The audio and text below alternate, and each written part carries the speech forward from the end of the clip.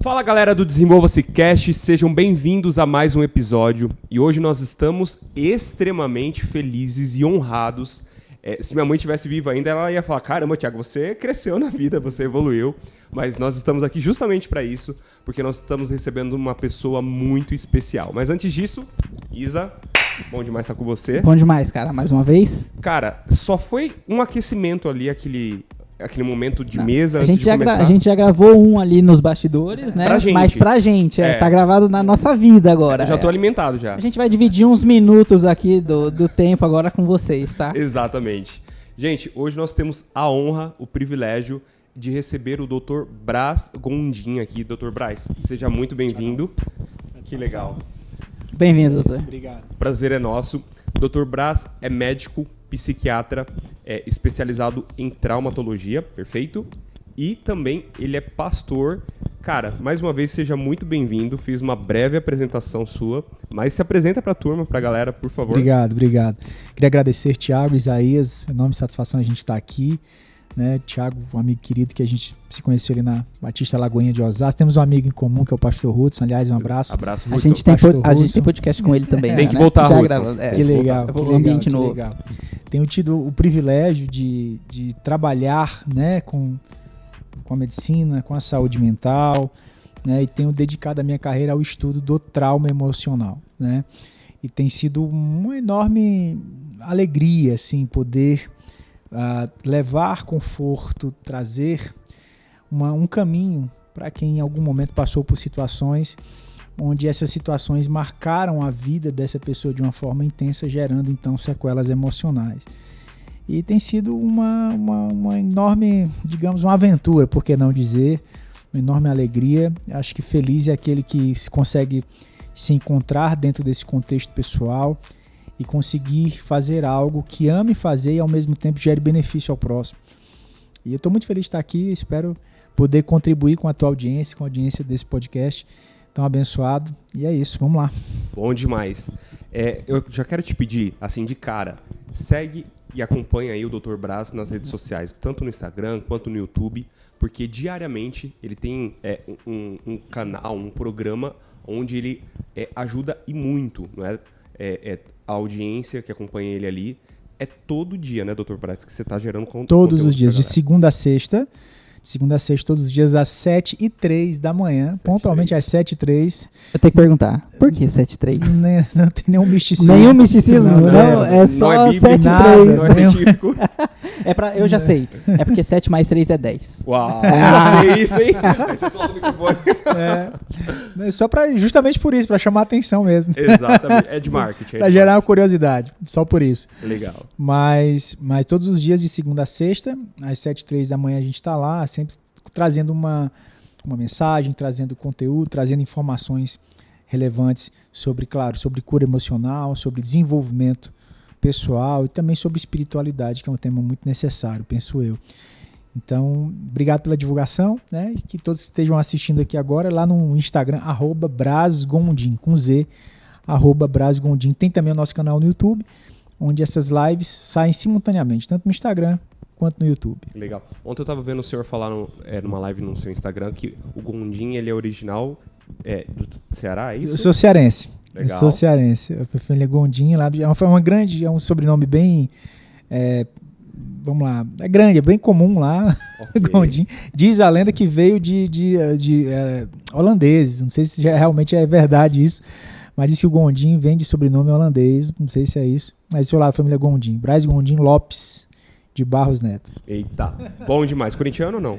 Rapaz, não. Fortaleza. Ceará.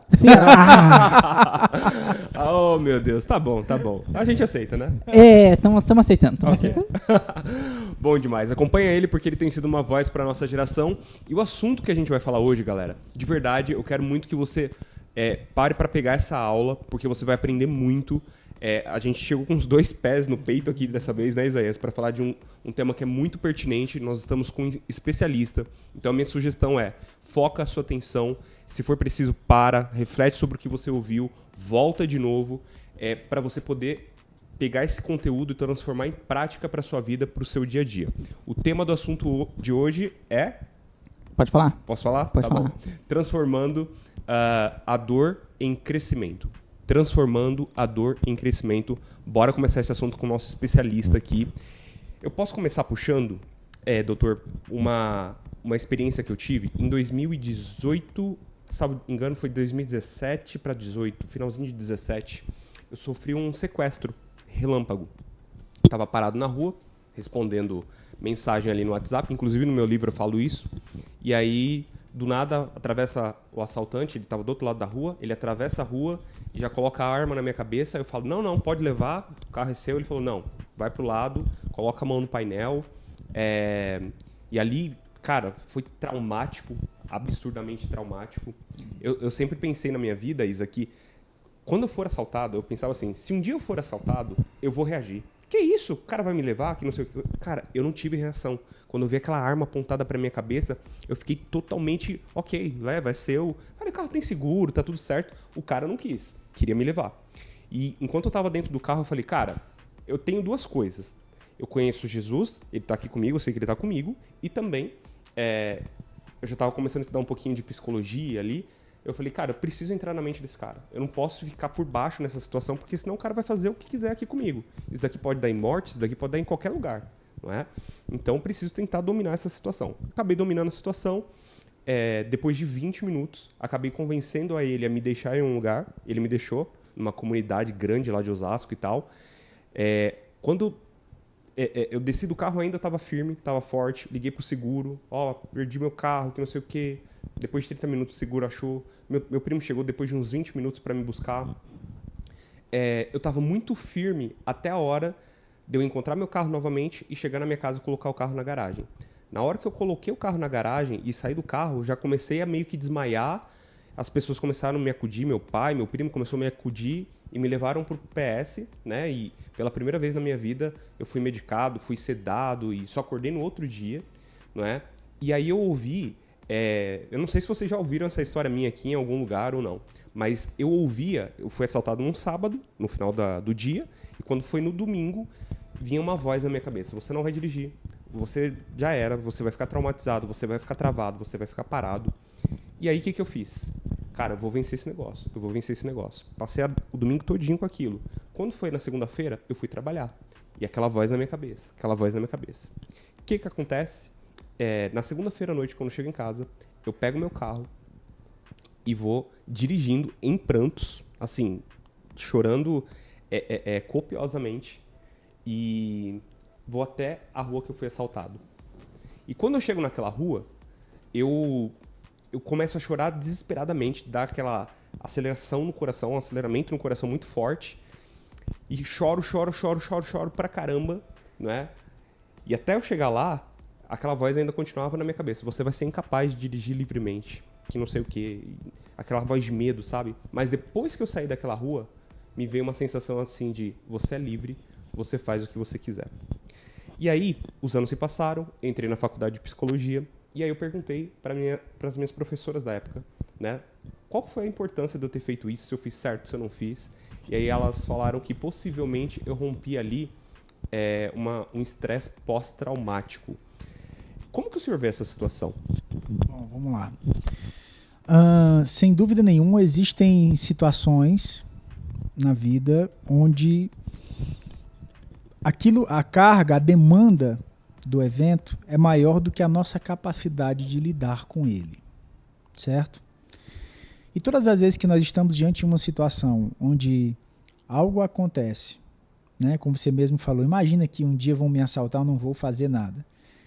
E quando você dá de cara, né, com uma arma diante do seu rosto, você imediatamente identificou uma demanda, uma carga, um evento que você se viu impotente diante daquela situação, uma capacidade diminuída, né?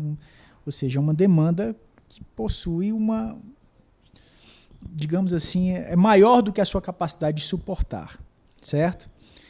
E, num primeiro momento, pelo seu relato, você foi muito calmo e fez o que você tinha que fazer, e posteriormente você tentou ali lidar com aquilo, né? Sofreu, ficou angustiado. Normal ter um aumento da frequência cardíaca, é normal o choro, são todos movimentos de resposta fisiológica. Vale dizer que é algo muito interessante: algumas pessoas, diante de um estresse muito abrupto, uma situação muito aguda, algumas pessoas elas passam por um certo fenômeno que nós chamamos de dissociação, Sim. né? E a dissociação basicamente é de maneira bem simples, né? É como se você basicamente separasse meio que a mente do corpo. É mais ou menos isso. Então é como se você simplesmente isolasse toda aquela dor, encapsulasse aquela dor em algum lugar lá dentro de você, né? E você precisa lidar com a vida precisa continuar, precisa dar uma continuidade. Imagine, isso acontece com a gente todos os dias. Acontece com uma pessoa que está lá na empresa trabalhando, o chefe grita com ela, trata ela mal, ele mal, ela vai lá, ela limpa o rosto ali no banheiro, sai do banheiro e continua como se nada tivesse acontecendo. Né? Normalmente, algumas pessoas que lidam com demandas diárias de estresse nesse sentido, apresentam essa capacidade, digamos, entre aspas, aqui, dissociativa. Certo. Então, naqueles primeiros minutos, você teve lucidez, uma parte de você entrou em ação para resolver aquilo, né, de uma forma lógica, de uma forma coesa, isso foi muito bom, né, mas posteriormente, dentro de uma perspectiva mais integrada, você como um todo, né, o Thiago frágil ali, né, impotente diante daquela situação, ele aparece, né, ali com um rompante, com uma experiência emocional. Claro, a gente tem a questão, pensando em diagnóstico, a gente chama de transtorno do estresse agudo. O TEPT ele tem um prazo de dias. Você, para poder chamar de TEPT, precisa passar de um prazo de dias com a manifestação daqueles sintomas. Os sintomas imediatos nós chamamos de transtorno de estresse agudo. Mas o que vale dizer, essa ideia de você ter ido lá foi muito importante. Inclusive tem um ramo, uma abordagem para se tratar essas feridas emocionais, esses traumas emocionais chamado de terapia de exposição. É onde você faz uma exposição controlada daquilo. Então imagine um camarada que sofreu um acidente de moto, ele fala, puxa vida, eu nunca mais vou subir numa moto novamente. Então a moto está lá na garagem dele, né? O camarada vai lá todo dia, ele só dá uma olhadinha na moto. Depois ele olha e se aproxima um pouquinho mais. Depois vai até que ele se sinta confortável e seguro novamente para conseguir montar na moto, ligar a moto, depois dar uma voltinha no quarteirão na moto, né? E depois sim, se ele se sentir confortável, seguir conduzindo a moto normalmente, né? No seu caso, você fez tudo isso em uma sessão só, digamos assim, né? Então você teve aquela ousadia, isso é muito bom, isso demonstra um recurso, né? Um acervo emocional desenvolvido para lidar com essa questão. Claro, a questão do homem, o homem tem essa questão, até mesmo pela sua estrutura física, o homem normalmente ele tem essa, digamos, essa facilidade, digamos assim, para tolerar melhor algumas possíveis ameaças. Pensando até mesmo na estrutura física, né? Claro que não necessariamente todos os homens têm as suas exceções, mas dentro de um contexto geral. Mas quando você vai lá, passa de novo para aquele lugar e processa aquela memória e de certa forma passa a lidar de novo com aquilo, dessa vez a partir de uma outra perspectiva, isso pode ter uma resposta muito positiva. Estou usando aqui o seu caso como exemplo. É claro que nem todas as pessoas vão ter essa mesma experiência, algumas pessoas vão precisar de mais tempo, né? Algumas pessoas vão precisar de ajuda, de estarem acompanhadas com alguém, enfim, cada pessoa é um universo à parte, né, individual. Então, há toda uma experiência vivenciada em cima disso. Então, quando você passa por uma situação como essa, eu já passei por uma situação semelhante, só que eu estava num apartamento da minha mãe, eu estava mais ou menos na metade da faculdade, né, minha mãe morava em Fortaleza, né? E eu estava lá, nesse dia, graças a Deus, eu estava sozinho no apartamento e eu acordei com 3 marginais dentro do meu apartamento. Acordei já sendo agredido, com coronhada, aquela coisa toda. Foi também uma situação muito traumática, né, nesse período. E você vivenciar tudo aquilo e você depois, posteriormente, voltar àquele local é sim um grande desafio, né, muitas vezes. Faz parte da vida. Lógico, nós estamos levando aqui para casos, estamos dando aqui 2 exemplos extremos de violência. Sim. Só que nem sempre é algo extremo e pontual dessa forma. Exato. Né? Às vezes é só uma ausência, né, o que estudos demonstram, por exemplo, é que a ausência de uma figura paterna a longo prazo, ou a própria negligência, né, dessas referências de criação, pai, mãe, enfim, responsáveis, isso que os estudos demonstram, né, de médio a longo prazo, podem ter os mesmos efeitos de um trauma como uma violência como essa, por exemplo. Então, as mesmas sequelas emocionais podem surgir em uma situação como essa.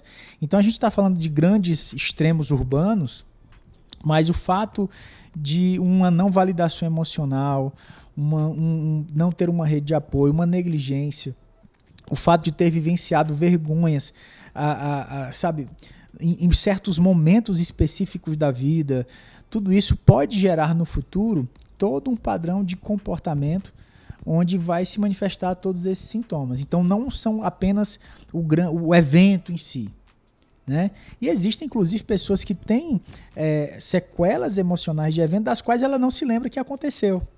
Que a gente chama de trauma emocional complexo, tem um Czinho no final, né? Que, na verdade, são registros que não ficam na memória explícita, mas na memória implícita. Né? Poxa, por que eu me sinto inadequado? Por que eu não me sinto pertencente? Por que eu sou tão envergonhado para tantas coisas? Por que, sabe, eu não acho que ninguém gosta daquilo que eu faço? Por que a minha autoestima é sempre tão baixa? Então, muitas vezes nós não lembramos, podemos até inclusive não lembrar do que aconteceu, mas tem até um autor americano que eu gosto muito, que ele fala, não é porque você não lembrou que não aconteceu. O Peter Levine, ele diz isso, né? Então, muitas vezes, algumas coisas acontecem na vida do indivíduo sem com que ele tenha ainda a maturidade fisiológica, cerebral, para registrar aquele evento de uma forma organizada. Então, aquele evento ele some na memória explícita e visual, mas permanece na memória, digamos, afetiva do indivíduo. Poxa, por que eu não gosto de um cachorro? Por que eu não gosto de um pet? Vou dar aqui um exemplo. Por que eu tenho uma fobia de um pet? Não sei explicar por quê. Estou dando aqui um exemplo. É que às vezes durante a infância, aquela criança teve uma situação onde ela foi mordida por um pet. Ela nem lembra da mordida, mas por algum motivo ela desenvolveu uma certa ojeriza ao pet em si.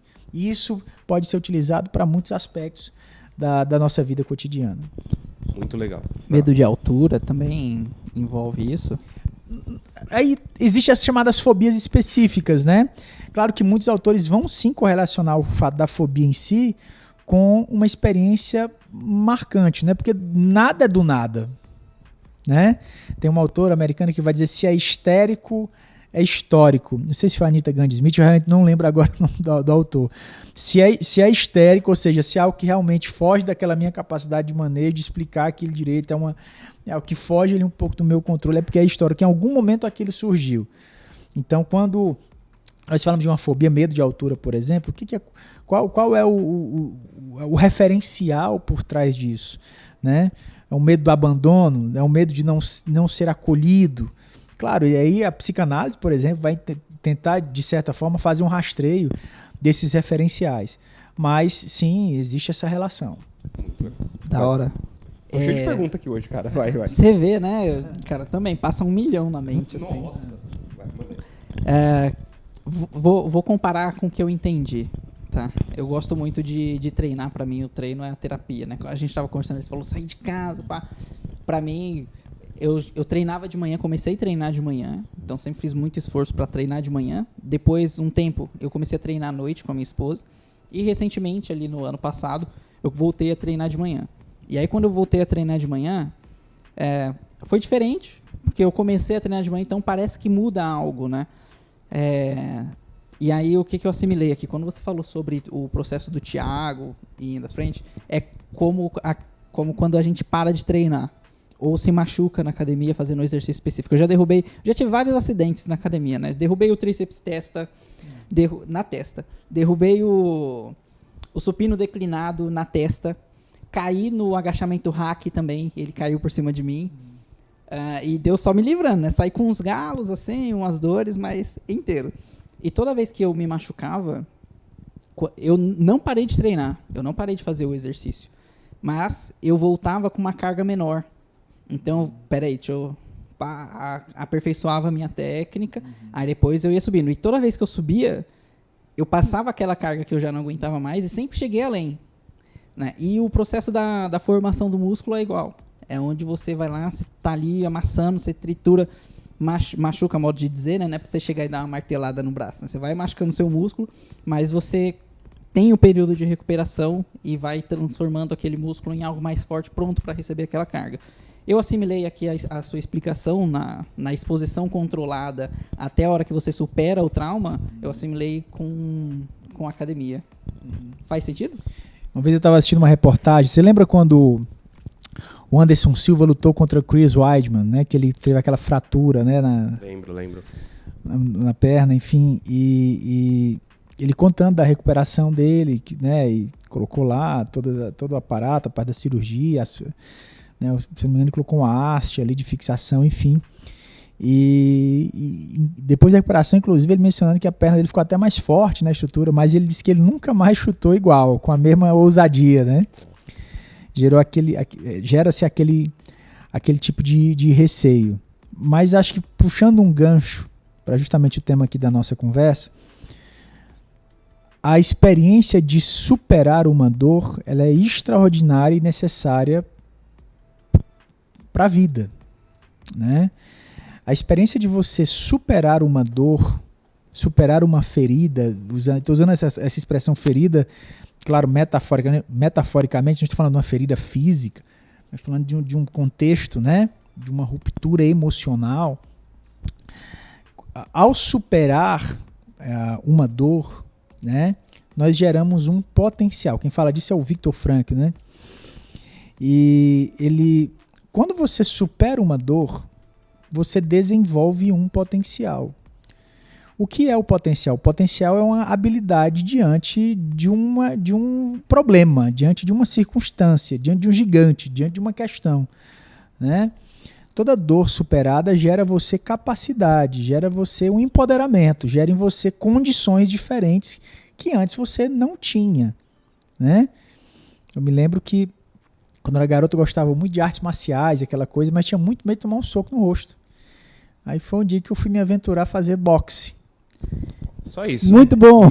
Tá certo. E aí eu falei, ok. É Né? o mais difícil de você tomar soco no rosto, né? Aí, ok. E quando eu tomei o primeiro soco no rosto e eu vi que eu não morri, que aquilo não era o fim do mundo, que tinha uma técnicas melhor de absorver esses golpes. Falei, então é assim, né? Então você acaba desenvolvendo então um potencial dentro dessa perspectiva. Usei aqui esse exemplo, claro, mas pode ser aplicado para, né, qualquer coisa na vida. Então quando você supera uma dor, ok, gera-se então um potencial. E daqui a importância, acho pertinente aqui o tema da nossa conversa, todo potencial que nós desenvolvemos, nós temos uma necessidade intrínseca de expor. Se você sabe resolver algo muito bem feito, se você tem domínio e expertise de algo que pode ajudar você, ajudar outras pessoas, note, é quase angustiante você esconder isso. Imagina você estar num lugar onde você é expert em um assunto e tem um monte de gente ali que está passando por uma situação que sabe que se você se manifestasse ali, você ia fazer uma benfeitoria para muita gente ali naquele lugar. Sim. Né? Então você tem uma necessidade. Né? Se você, por exemplo, sabe trocar um pneu de carro muito bem, você sabe todo o processo de trocar um pneu de um carro. E você está na rua, tá uma senhora sozinha com o pneu furado, tentando encaixar ali a peça para... Você vai sentir o desejo de parar para ajudar aquela senhora, não é verdade?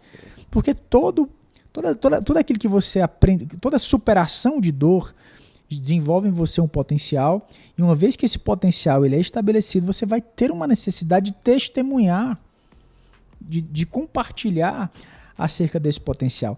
E aqui, como o Viktor Frankl fala, é uma das formas de encontrar o propósito da vida. Sim. Né? Você está falando a questão da atividade física como uma experiência terapêutica. É muito proveitoso, é muito bem-vindo isso. A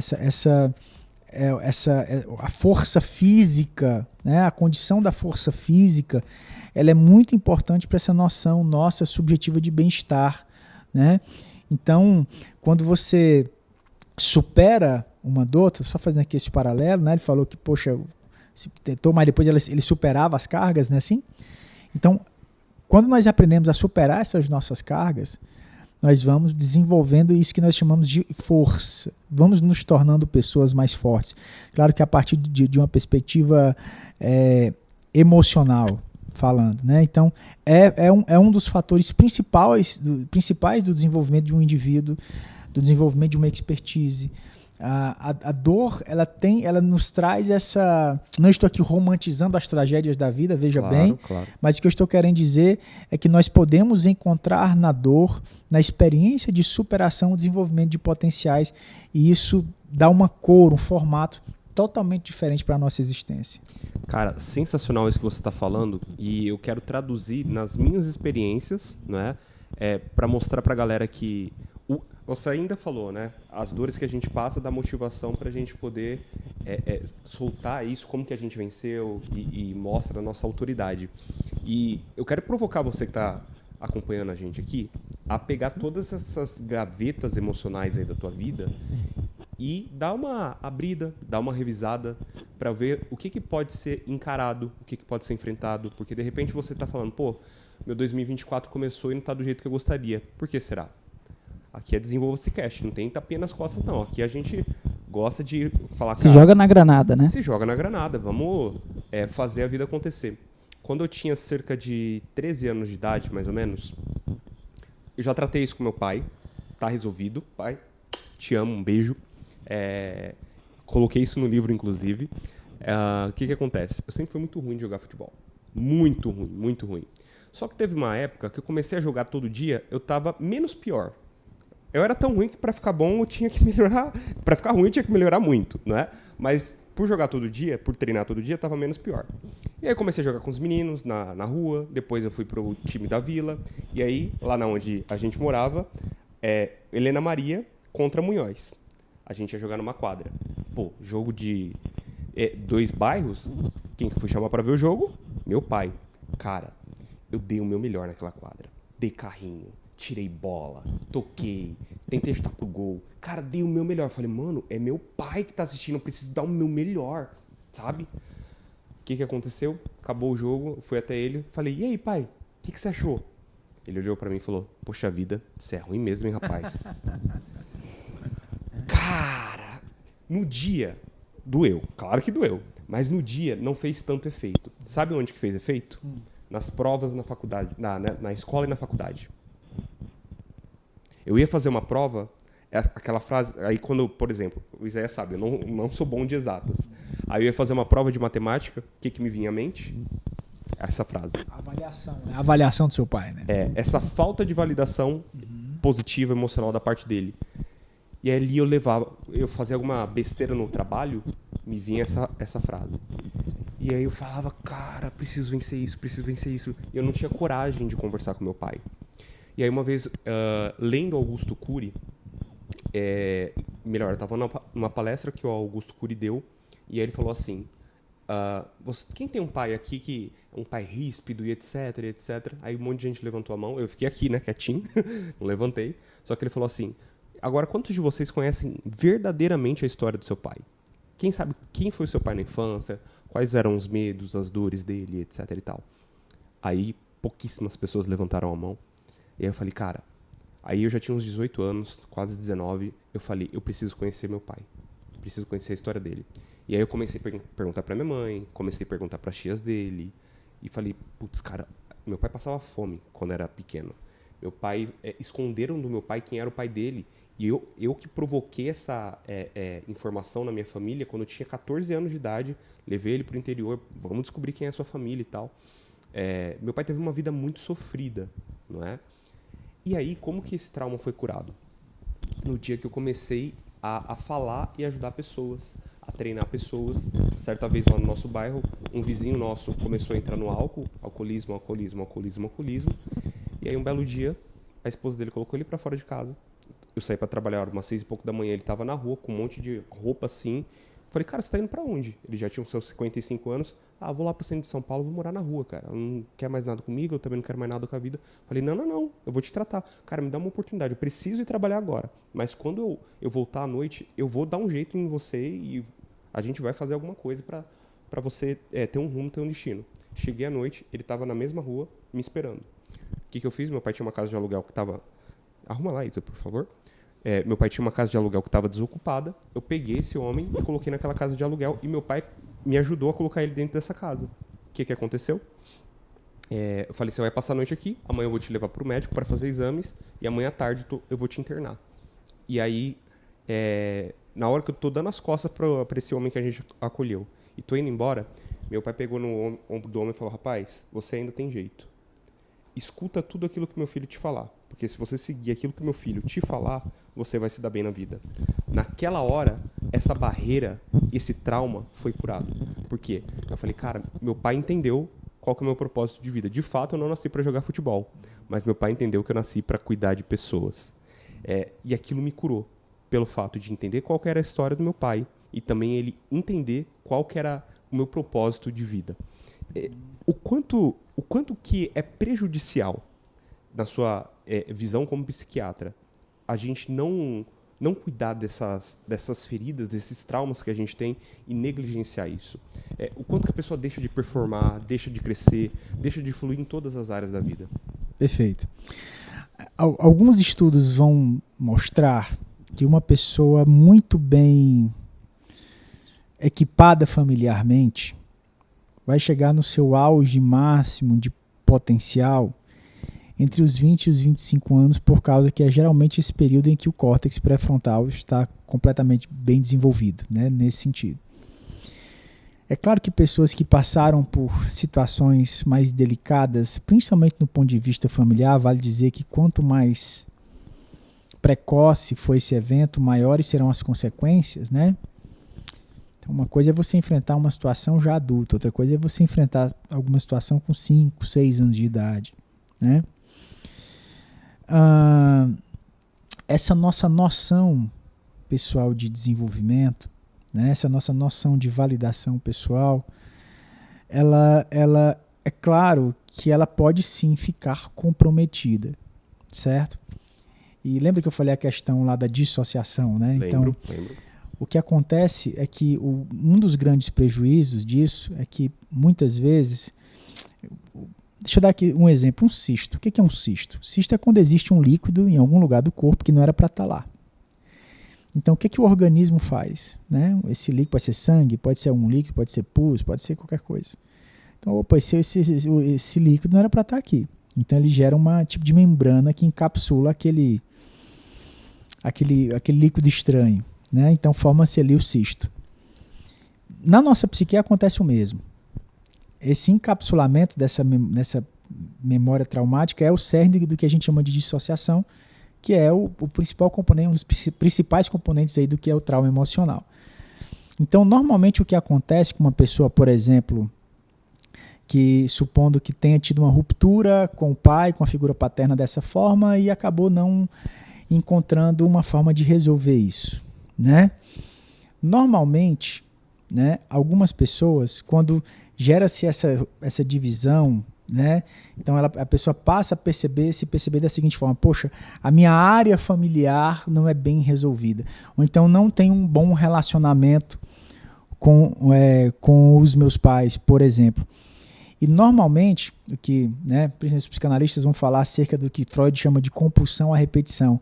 Aquilo que a gente não resolve em algum momento, a gente vai querer de alguma forma tentar resolver aquele mesmo filme, só que com outros personagens. Nossa. Né? Cara, isso é muito forte.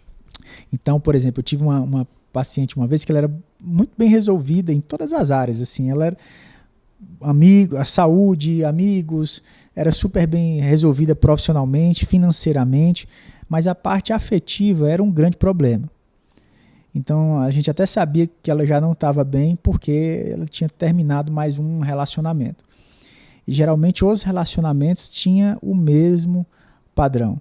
Eram homens que não tinham, digamos, uma carreira estabelecida, tinha todo um kit, uma lista de características, né, muito semelhantes nesses padrões de relacionamento, né?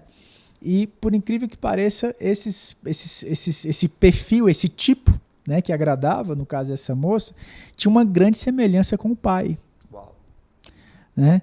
Então, aquilo que você acaba não resolvendo em algum momento, né, depois, é como Freud chama de compulsão à repetição, a pessoa vai reviver isso de alguma forma, até mesmo uma tentativa de superar, de dar conta, ou dizer, não, eu controlo, eu vou conseguir resolver isso. Claro, são todos movimentos do nosso inconsciente, mas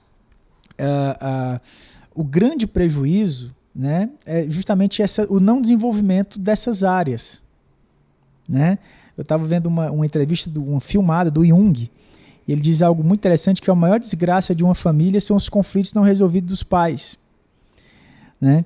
Então, acho que quando você pensa no maior prejuízo de uma pessoa que passou, por exemplo como esse seu, caso você não tivesse passado por essa restauração desse contexto, né?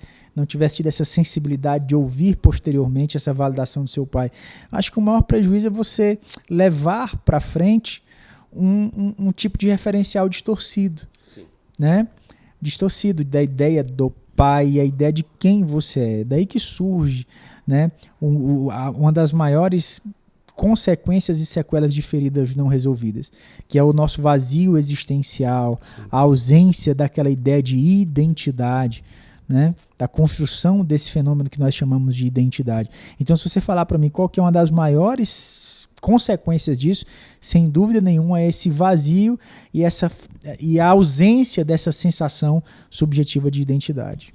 Muito bom, muito bom. Pergunta?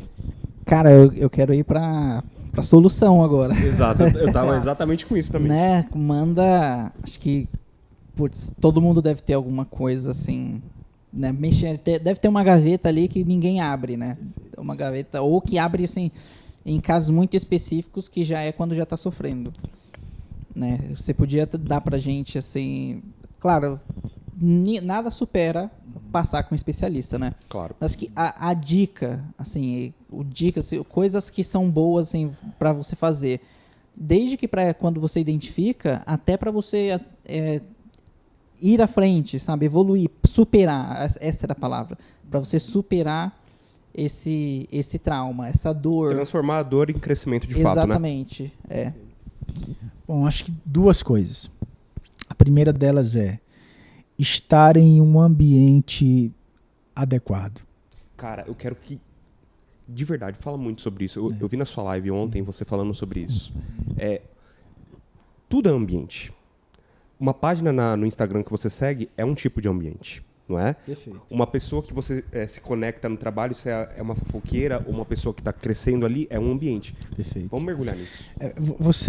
O ambiente ele tem uma importância fundamental naquilo que nós chamamos de cura, certo?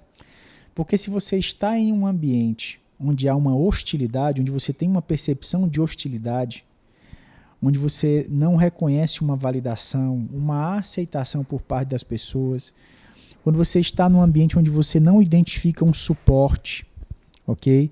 Onde ser você não é bem-vindo, então você precisa estar com uma máscara constantemente. Esse estado de alerta que um ambiente hostil proporciona, eu vou usar aqui essa metáfora, é como se desplugasse, no caso, áreas corticais específicas, que são responsáveis diretamente pela experiência de cura. E, em outras palavras, pela experiência também de aprender novas habilidades. Ou seja, você está utilizando a energia certa no lugar errado. Basicamente isso, Nossa. Exato. Então, você tá tendo ali o estresse, basicamente faz isso. Porque o que um ambiente inadequado faz? Aumenta a carga de estresse. Aumenta a carga de estresse, tem mais cortisol. Se tem mais cortisol, você vai comprometer mais uma série de funções de estruturas anatômicas de diferentes áreas do cérebro, né, do nosso sistema nervoso. Pode ter uma hiper ou uma hipoativação do nosso sistema nervoso central. Toda uma cascata de mecanismos de resposta acaba por ser diferente dentro daquele contexto, né? Podendo gerar uma série de mecanismos de respostas diferentes àquele estresse. Algumas pessoas se isolam, outras ficam mais agressivas, outras pessoas ficam mais dependentes emocionalmente de outras pessoas bloqueiam numa timidez exacerbada, suor frio, trava, sabe, aquele frio na barriga, não consegue falar em público com ninguém. Não estou dizendo que absolutamente todas as pessoas que têm problema de falar em público, não estou dizendo que necessariamente sejam traumas, mas é um ponto a ser observado.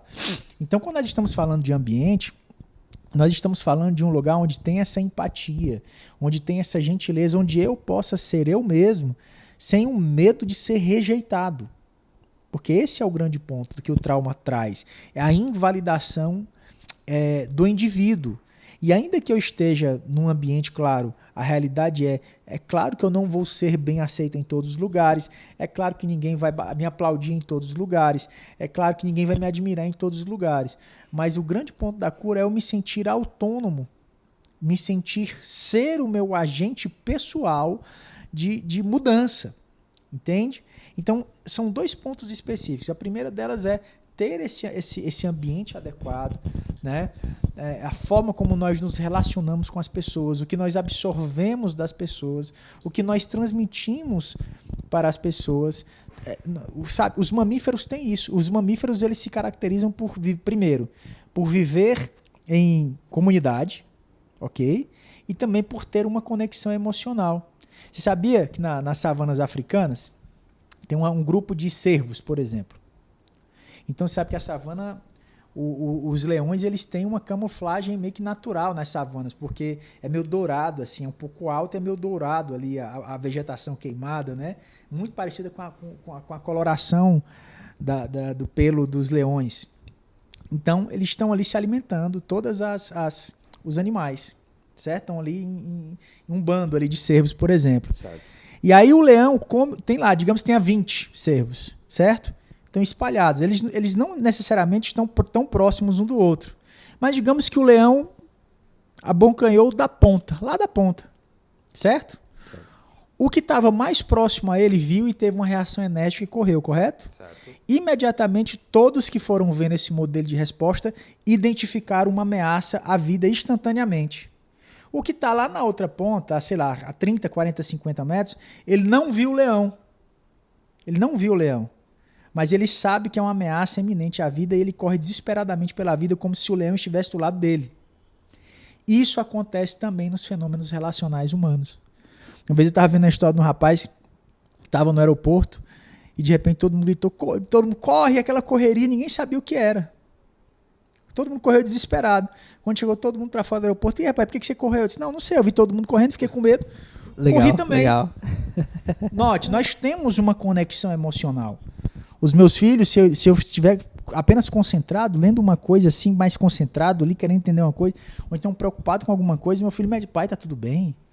Então, esse grau referencial de noção de segurança pessoal dele, por exemplo, é baseado no semblante, no que eu transmito com o meu corpo, com a minha percepção. Então, quando nós estamos falando de um ambiente, nós estamos falando de uma forma como o outro vai perceber também o mundo. Já chegou num lugar onde está todo mundo de cara feia, ninguém te dá bom dia, sei lá, não é um ambiente acolhedor, entende? Para você desenvolver seu potencial num lugar como esse é muito complicado, é muito ruim, é muito difícil. Exato. Né? Então, quando nós falamos de ambiente para uma experiência de cura, para superar uma dor, é por isso a importância, às vezes, de procurar um profissional, porque às vezes esse ambiente não está disponível para você. Então, você está em um local onde você possa ser ouvido, sem aquela sentença, sem ter que ser ali um motorista de aplicativo, tudo que faz tem que colocar 5 estrelinhas, né? Simplesmente ser você, né? E aprender a olhar para isso, entender ter esse autoconhecimento, isso é de fundamental importância. Então, o ambiente é muito necessário, muito importante, claro. E o outro ponto é esse desenvolvimento de potencial que a gente falou anteriormente, né? Legal. Então, no segundo momento, você ter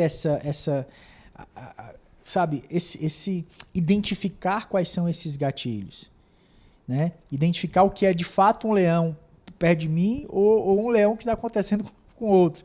Não é comigo, entende?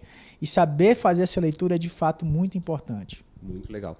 E quando você tem um ambiente hostil e você não consegue de pronto ali sair daquele ambiente, por exemplo, quando uma pessoa está no trabalho que é complicado, é um Sim. ambiente hostil, um querendo puxar o tapete do outro, Sim. ou até mesmo dentro de casa, Sim. né? O que você orienta para essa pessoa? Aprofundar no autoconhecimento, sentar diante de um profissional para se conhecer, para poder estar melhor diante desse ambiente, extrair coisas boas daquilo? O que você vê? Eu acho que a avaliação do profissional é muito importante para entender melhor do que se trata todo aquele contexto. Às vezes, esse ambiente de fato é um ambiente hostil, às vezes é o que a pessoa está percebendo. Às vezes a autoestima da pessoa é tão baixa que o fato de lidar com pessoas que são mais introspectivas, aquilo já pode soar como um gatilho. Então, eu dou bom dia pro Isaías, o Isaías não me responde. Falo, poxa, que ambiente hostil. Não, o Isaías tá com problema, pô. Também não. Você entende? Eu passei por uma experiência, quando a gente estava falando ali de quando começou a pandemia, né? Sim. Quando começou a pandemia, um monte de gente começou a criar situações, né? Que é isso que você falou de entendimento. E eu lembro que eu fiz uma reunião eu respondia direto pro dono, né, o Alex, que a gente gravou aqui também, abração pra ele.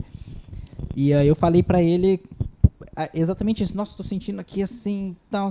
Aí ele falou assim, entendi, cara, mas do que você falou, pra mim não é nenhum problema. Será que isso daí não só existe na sua cabeça? Para um pouco pra pensar. Aí eu pensei, aí ele falou, cara, não tá acontecendo. Pode ficar tranquilo que isso não tá acontecendo. Aquilo ali foi um alívio, assim, pra mim. E depois que ele falou que ele é português. Então, é muito direto, assim. Eu acho excelente, porque, cara, mais claro que isso, só matemática. 1 mais 1 é 2, né? Eu gosto muito de matemática.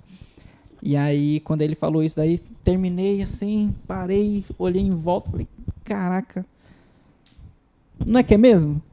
Então, aí, depois disso, toda vez que eu me deparo com alguma coisa que parece, caraca, esse negócio aqui não tá legal.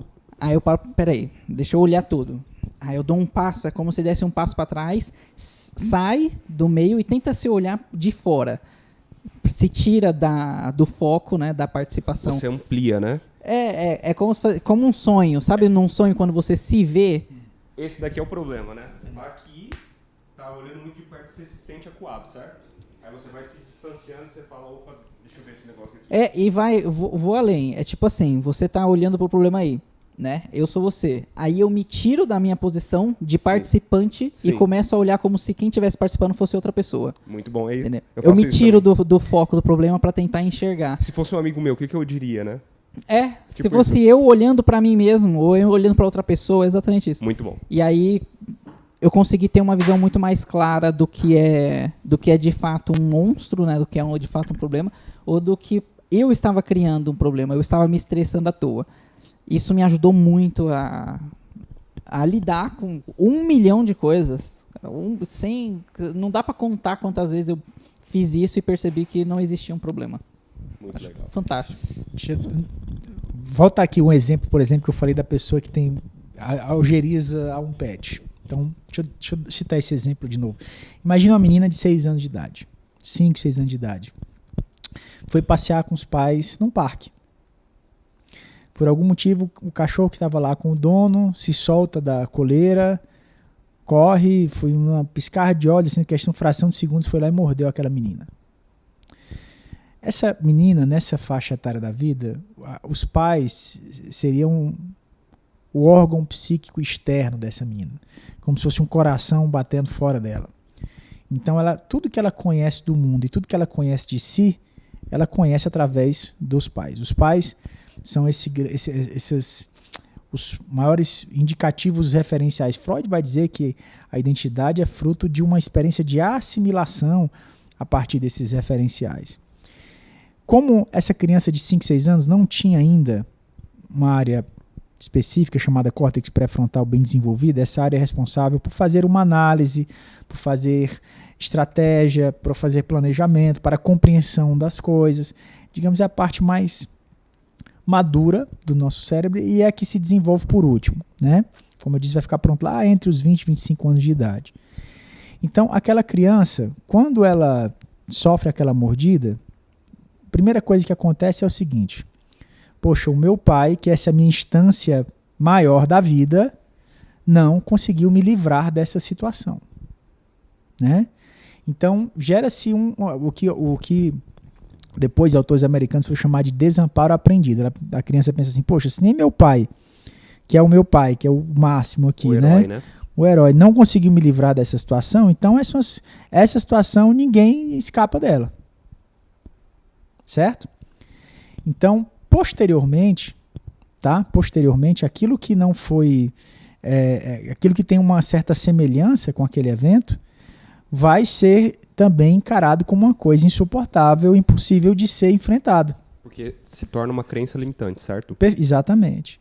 Então, como não tinha um córtex também desenvolvido, aquela criança também não tinha também a capacidade de lembrar de uma forma apropriada do evento.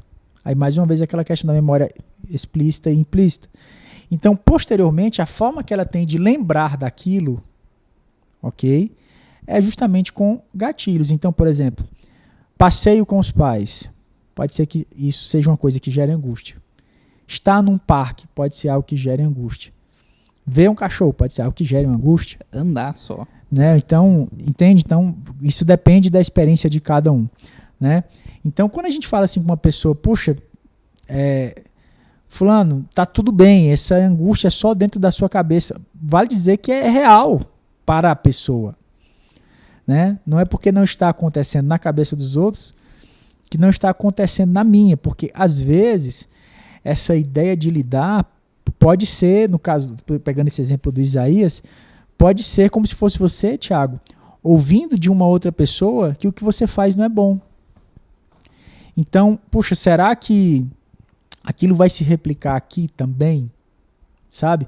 Quando uma criança vê um pai ou uma mãe discutindo, por algum motivo entre eles, por conta da discussão do casal, e a criança está lá naquele momento da infância vendo e não entende a complexidade de uma dimensão, de um relacionamento adulto, é como se aquela, sabe, quando o celular fica buscando sinal, né?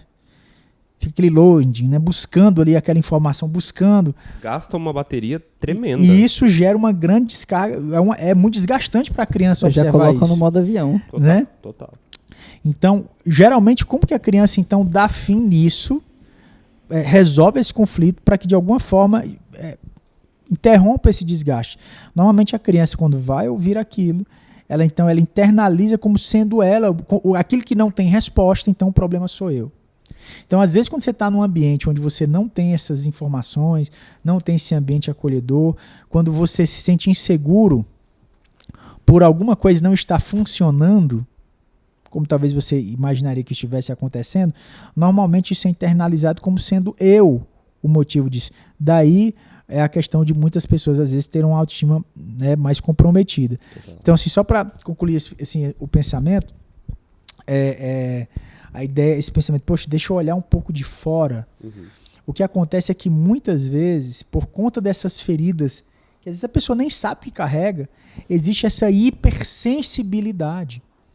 Por quê? Porque carregam referenciais de feridas que na época não tinha essa capacidade de análise e agora está lidando novamente com eventos e situações que disparam essas informações. E aí surge então essa maior sensibilidade. A pessoa não sabe por que ela é assim. Por que ela apresenta esse padrão de comportamento.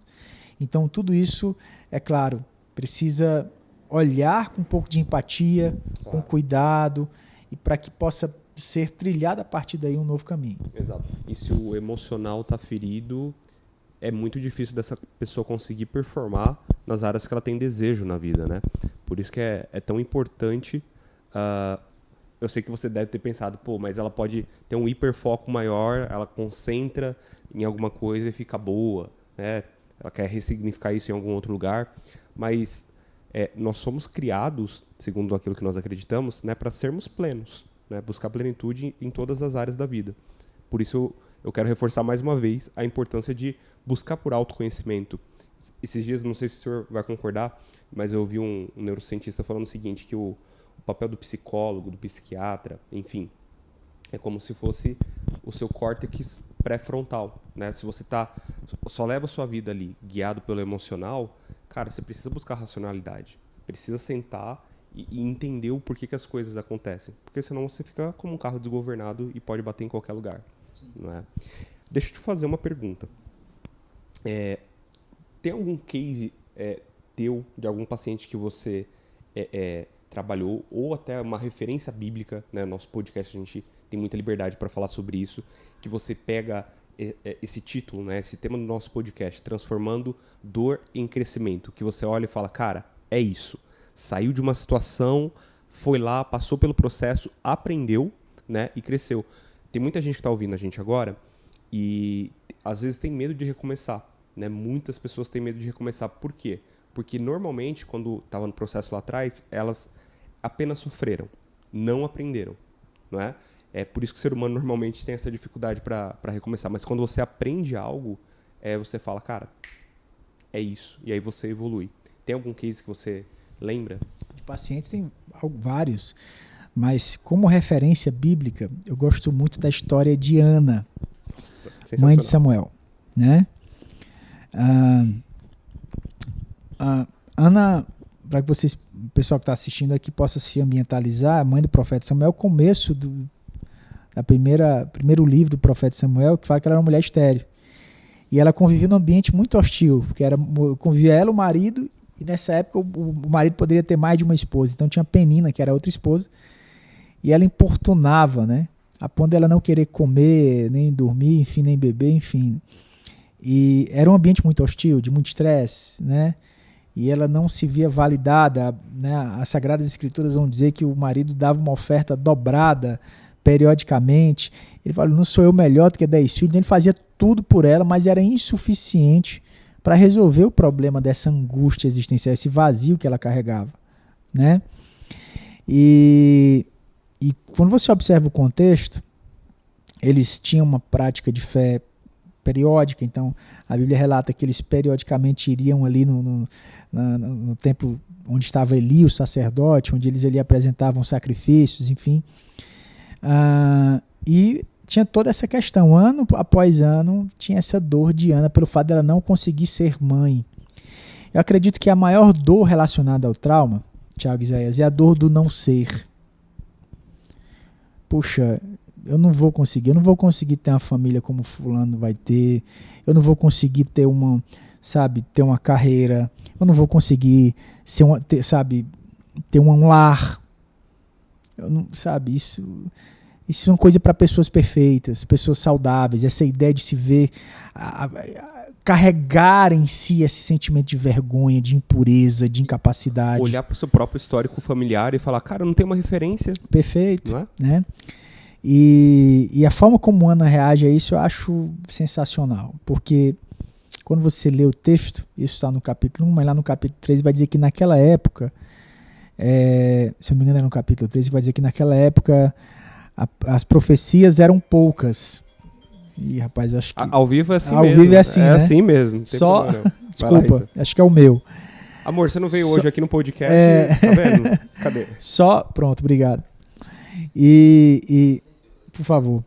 E aí ela tem uma sacada sensacional, Thiago, porque a Bíblia vai dizer que naquela época a palavra era pouca, não tinham profetas naquela época, e ela faz um voto e ela diz, Deus, se você me der um filho, eu vou consagrar ele a você, eu vou te dar um homem consagrado. Se você me der um filho, eu vou te dar uma pessoa para ficar à sua disposição. Em outras palavras, ela diz, se você resolver o meu problema, eu resolvo o seu. Você é um profeta? Né? Naquela época não tinha, né? Seria mais ou menos isso. É claro que estou aqui metaforando, claro, né? Claro. Esse não é o ponto, né? Não é que Deus precisa do ser humano, nós que precisamos de Totalmente. Deus. Mas é só a questão aqui da sacada dela nesse sentido, né? Então, eu penso o seguinte, que a gente estava até conversando aqui antes da gente começar, eu penso o seguinte, todas as pessoas têm um potencial único a partir daquilo que ela desenvolve. Qualquer pessoa, se ela for ela mesma e trazer algo com a sua cara, com a sua identidade, e ela seguir por esse caminho de desenvolvimento, ela vai ter uma experiência pessoal fantástica. Entende? E eu acho que por isso que a importância do amar-se, do amor próprio. Sensacional. Né? Poxa, eu não me amo de uma forma afetiva. Não faz sentido, gente. Faz sentido para você chegar na frente do espelho, se abraçar e ficar beijando. Ai, como eu... Não faz sentido nenhum. Não esse autoafeto não é perceptível. Exato. Mas como que a gente ama a si? Integrando todas essas partes. Nos colocando numa rota de desenvolvimento. Eu vou fazer isso por mim. Nossa, sensacional. Eu vou fazer isso por mim. Eu vou fazer isso pela minha história. Eu não vou ser uma replicação das frustrações do ambiente que eu vivi. Não. Eu vou viver uma história diferente. Ou até mesmo rótulos que criaram acerca dessa pessoa. Perfeito, perfeito. É a ideia, né? Tem aquela frase do René Descartes, penso, logo existo. Eu não gosto dessa frase. Imagina se eu sou os meus pensamentos. Imagina se eu sou as minhas emoções. Imagina se eu olho para o meu entorno, só vejo desgraça, e no dia que eu estou me sentindo péssimo, é isso? É assim? Então eu sou isso? Não. Então eu não sou nem os meus pensamentos, nem tampouco eu sou as minhas emoções. Eu sou aquilo que eu creio que eu sou. Aí é diferente. Tava conversando com meu pai, ele falou assim, a coisa só acredita, não, só existe para quem acredita. Eu falo, Como se imagina um homem, assim ele é. exatamente, né? E, caraca, fantástico. A minha próxima pergunta é como que a pessoa pode identificar que ela precisa de uma ajuda profissional?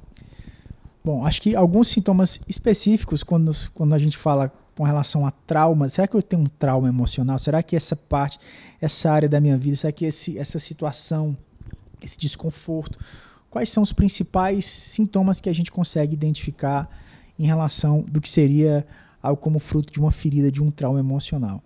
Um dos mais populares é você não saber explicá-lo. Se você tem dificuldade de dar uma referência. Né? O autor, o Bessel van der Kolk, ele usa na sua obra O Corpo Guarda Marcas, um grande livro, uma grande obra. Ele fala muito sobre essa expressão que é chamada de alexitimia, que é a dificuldade que eu tenho de expressar a origem, né, dessa dor. Lembra a história da menininha do cachorro? Ela não vai saber te explicar porque ela não gosta de cachorro. Ela não tinha capacidade de lembrar na época que aconteceu. Ou então a dissociação foi tão grande que a memória dela encapsulou aquele evento. Lembra do cisto? Né? Então, às vezes você carrega coisas que você não sabe explicar por que você se sente assim. Então, esse é um dos principais indicativos. Um outro indicativo é uma hiper ou uma hipoexcitabilidade. Então, um baixo limiar frustração, você estoura rápido, né? Ou você se isola, você tem uma melancolia, um isolamento muito abrupto aos pequenos estímulos. Então, essa dificuldade de se regular emocionalmente, essa instabilidade emocional é um grande indicativo, né, de uma ferida emocional ali atuante. Um outro ponto é a ideia de que quando você pega e faz essa leitura de eventos da sua própria vida, aquilo que justifica o que você entende por fracasso, puxa, a minha vida nunca vai dar certo por causa disso, por causa daquilo, é como se você perder a cronologia. Então algo aconteceu em algum momento da sua vida, aquilo permanece presente até o dia de hoje e você carrega a sensação de que aquilo nunca vai mudar. Entende? Então a perda dessa cronologia da sua própria história. Poxa, aquilo aconteceu comigo, então é isso, não tem mais jeito, eu sou assim. Aquela síndrome de Gabriela, né? Eu nasci assim, eu vou morrer assim, Gabriela, não é isso? Então, essa perda de cronologia, porque normalmente quando a gente processa um trauma, uma experiência traumática, a gente processa isso e vida que segue, a gente conhece, não, isso faz muito tempo, isso não tem mais nada a ver comigo, isso está no meu passado, está enterrado, né? A gente geralmente usa essas expressões, mas quando a gente reconhece como vivas ainda aquelas experiências, nós estamos diante de memórias que ainda não foram processadas. E qual que é o problema disso? Está sensível e aos estímulos externos do cotidiano, aqueles sintomas vão surgir para a superfície de novo, como se fosse no dia que aconteceu. E vai de 0 a 100 muito rápido, né? De 0 a 100 muito rápido. Então, claro, existem uma série de outras. Na verdade, para você identificar, tem até um artigo da Ruth Lenius, que é uma grande autora, vai falar dos sintomas 4D do trauma. Né? É pensamento, né, memória, corpo. Então, são locais onde... E afeto. Locais onde você vai perceber essas alterações. Então, pensamento é uma baixa autoestima, uma ideia errada de si, crenças limitantes, memória, parece que nunca terminou e sempre vai continuar. No corpo, então a pessoa fica suando frio, tem borboletas, tem situações, uma tensão no corpo, a própria fibromialgia, sintomas psicossomáticos, sim. Né? No afeto, uma dependência emocional extrema, ou então isolamento, não gosta de ninguém, evita o envolvimento afetivo com qualquer pessoa. Então, quando a gente fala de sintomas do trauma, essa análise 4D dos sintomas do trauma é bem pontual, bem assertivo, para você conseguir identificar todos esses sintomas.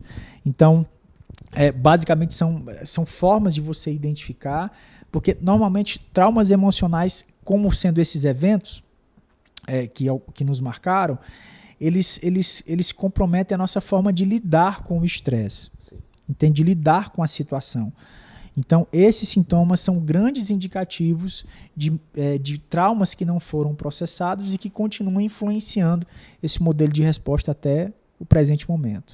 Como disse um professor meu da faculdade, ele dizia o seguinte: o mal da sociedade é que as pessoas não refletem acerca dos seus pensamentos, né? Os pensamentos maus vêm e elas se acostumam com aquilo, e aí do pensamento vem para o comportamento e obviamente vai virar resultado de alguma forma, não é?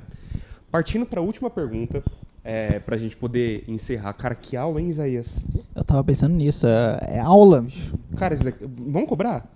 Tem o que dizer, não tem outra coisa. E eu tô pensando ainda, o papo tá sério pra caramba, né? Eu contei várias piadas, assim, pra mim, na minha cabeça. Não sei se o pessoal viu, de vez em quando dando uma risada, assim, porque eu assimilo muita coisa. Gênio é assim, né? Normalmente. Ao mesmo tempo. Esses dias eu tava estendendo roupa e falando sozinho. Aí minha esposa apareceu e eu falei: que foi? Você casou com um doido? Deixa eu falar aqui sozinho. Né? Mas eu tava pensando assim, eu falei: caraca, meu, o Braz é um cara perigoso. Porque o tanto que ele entende da cabeça do ser humano. Ele deve estar analisando a gente o tempo todo aqui. Cara, pra ele virar um vilão, é só experiência ruim, já era, acabou. Exatamente, ferrou. Partindo para a última pergunta, para a gente sair daqui com a cereja do bolo colocada. O quanto que a espiritualidade é saudável para o bem-estar do ser, do indivíduo? O cristianismo, se você parar para analisar, é a única forma, único modelo que se responsabiliza frontalmente pela ressignificação do indivíduo. Nenhuma outra doutrina, ou pensamento, ou filosofia olha para o indivíduo e diz assim: portanto, todos aqueles que o recebeu, deu-lhes o poder de serem chamados filhos de Deus. Eles não nasceram da vontade do homem, da vontade carnal do homem e da mulher. Quando você tem uma experiência com Cristo e você se enxerga no olhar de Cristo, você acaba tendo a maior de todas as experiências que o indivíduo pode ter na sua própria vida, na sua própria história. Eu não penso que... Às vezes a gente pensa assim, não, conhecer a Cristo é começar do zero. Não, eu não penso que seja assim. Quando Nicodemos pergunta para Jesus o que ele precisa fazer para ser salvo, né? Jesus diz que ele tem que nascer de novo. Aí ele pergunta: eu vou para a barriga da minha mãe e vou nascer de novo? É como se ele estivesse perguntando: eu vou começar do zero, é isso? Voltar para o ventre e nascer de novo? E Jesus disse: não, Nicodemos, não é disso que eu estou falando. Tu é mestre em Israel e não sabe disso. Quando nós caminhamos com Cristo e temos essa comunhão com Deus, e o Espírito habita em nós e testifica que nós somos, então, filhos de Deus. O cristianismo é o único conceito existencial que é capaz de transformar verdadeiramente a dor em potencial, em um nível de propósito que é maior do que o próprio ser humano. Então, quando nós entendemos que a mensagem se torna maior do que o mensageiro, nessa perspectiva aqui, humana, aquilo que para nós antigamente era lágrimas, se torna como uma ferramenta de cura para o outro. Você já foi no velório? Você perdeu sua mãe recentemente. Sim. Havia ali alguém que pudesse lhe dizer alguma coisa que resolvesse seu problema? Não, zero. Zero. Alguma palavra, alguma coisa? Zero. Zero. Qual a única coisa que consolava teu coração, Thiago? Cara, a presença do Espírito Santo. Perfeito. E saber que um dia... eu vou me encontrar com ela na eternidade. Acabou. Acabou. Então, a gente precisa entender que o céu é um lugar... nem todas as feridas nós vamos ser curadas, mas vão ser curadas aqui. Nem todas as feridas vão ser curadas aqui. A Bíblia diz que lá ele vai enxugar toda lágrima. Então, nós vamos carregar algumas lágrimas. Nós vamos chegar lá com algumas lágrimas. Nossa. Entende? E qual que é o grande ponto?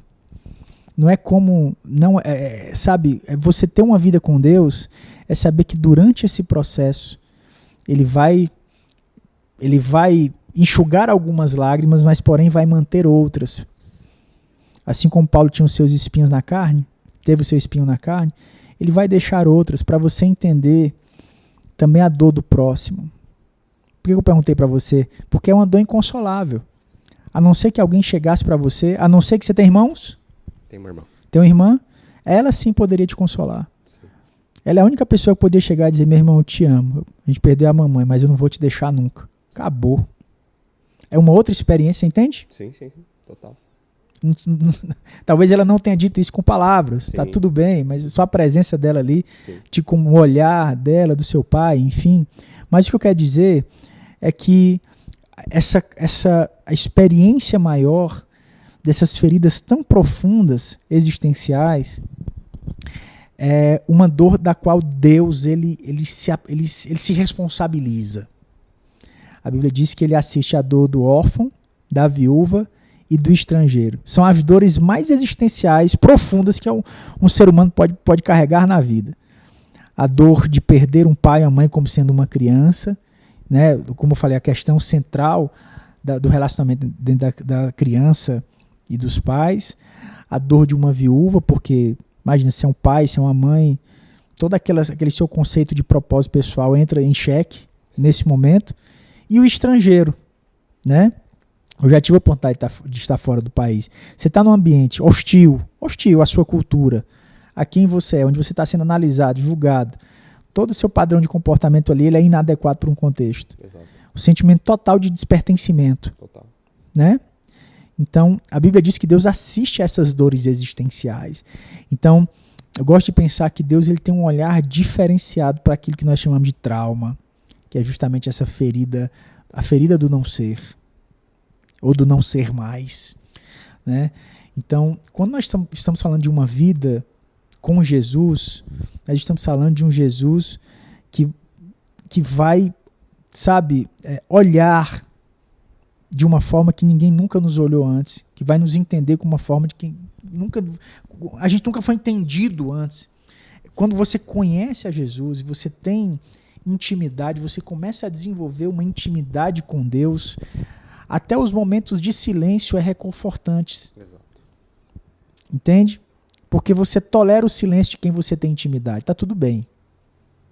Entende? Se vocês dois forem fazer uma viagem de 500 km dentro de um carro e um de vocês dois ficarem calados por um momento, tá tudo bem. Você não vai ficar pensando, pô, será que Isaías está bolado comigo?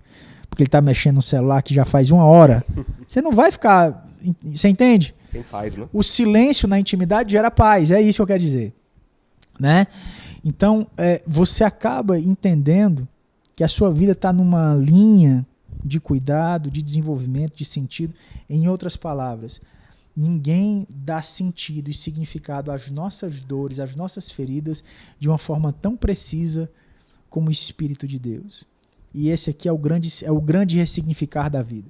Nada é tão poderoso no que diz respeito a ressignificar quanto isso. Então você que está me assistindo agora, não sei o que você passou, não sei o que você enfrentou, não sei quais são as feridas que você carrega, a história que você teve. O que eu quero te dizer é que existe um Jesus que vê sentido na tua vida e que não vai desperdiçar as tuas experiências e quer te aperfeiçoar. Isso eu acho que é válido de falar, Thiago. Total. Então, há uma esperança, existe cura, existe um lugar, existe um quadrado que tem o seu formato. Né? Isso é muito bom. Senhoras e senhores, doutor e pastor Brás Gondim. Você pode colocar aplausos lá depois nessa parte assim? Cara, Eu nem preciso, porque o pessoal que tá ouvindo já aplaudiu. Cara, que aula. Obrigado. Que aula. Eu aprendi muito, e assim, de verdade, muito obrigado, cara. Eu vou levar ensinamentos aqui pra minha vida. Você sabe que eu vou começar a construir minha família agora, daqui a alguns dias, não é? Então quero te agradecer do fundo do coração. Você, galera, não tem como não acompanhar o trabalho desse homem relevantíssimo, né? Você vai aprender muito com ele inclusive todos os dias através do Instagram e também através do YouTube, que é Braz Gondim com Z, tudo junto. Braz Gondim. @boa. Segue ele lá. No Insta e no YouTube, É, a mesma Instagram e coisa. no YouTube, isso. É isso aí. Então é isso, Isa. É isso, valeu. Valeu, obrigado, Dr. Braz. Casa é sua, você vai voltar mais. Valeu, Com doutor. toda certeza. Valeu, gente. Até o próximo programa. Falou! Abraço.